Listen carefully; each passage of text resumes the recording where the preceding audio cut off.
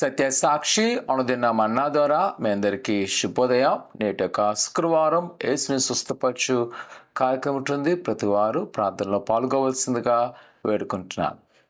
నేటి యొక్క వాగ్దానము ఆది కాండము 27వ అధ్యాయం 29వ వచనం. నిన్ను దీవించువారు దీవించబడుదురుగాక. ఆమేన్.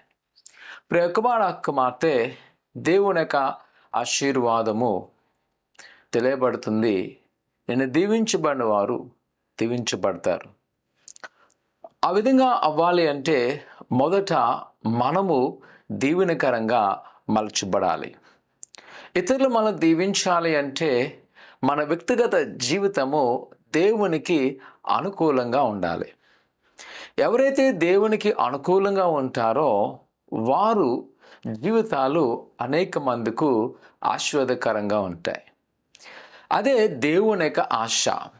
మనమే అనేక మందికి దీవెనకరంగా మలచబడాలి.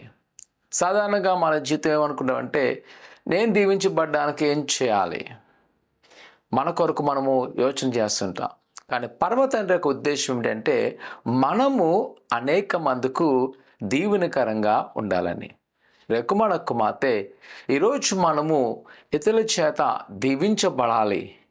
మనం దీవించిన వారు దీవించబడాలి అంటే, ఆశ్రయించబడాలి అంటే మనము ప్రాథమికంగా దేవుని విషయంలో దేవుని యొక్క ఆజ్ఞలు అనుసరించేట్లో చాలా జాగ్రత్తగా ఉండాలి. దేవునికి మన వ్యతిరేక క్రియలు మనలోంచి దూరపరచాలి. ఈరోజు ఒకవేళ నీకున్న బంధకాలు, నీకున్న ఆటంకాల నుంచి విడుదల పొందాలి అంటే మనం ఒకసారి పరిశీలన చేసుకుందాం. దేవునికి అయిష్టమైన వాటిని మన నుంచి దూరపరచుకుందాం.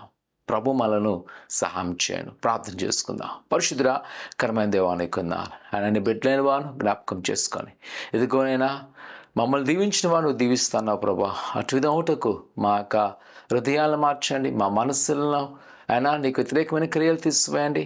ఆయనకి ఇష్టమైన పాత్రలుగా జీవింపచేస్తూ, ఇదిగో నీ బిడ్డలైన ప్రతి వారు ఈ దినాన్ని ఎవరైతే బాధను అదుక్కున్నారో మొదట వారు సరిచేయటకు సహాయం చేసి వారిని కట్టి బలపరిచి ఆశీర్వదింపచేసి ఫలింపచేయమని యేసు నామమున అడుగుతున్నాం తండ్రి. ఆమేన్. నేటక ప్రార్థనకు వచ్చి దేవుని యొక్క ఆశీర్వాదం పొందవలసిందిగా కోరుకున్నాను. దేవుడు దీవించును గాక. ఆమేన్.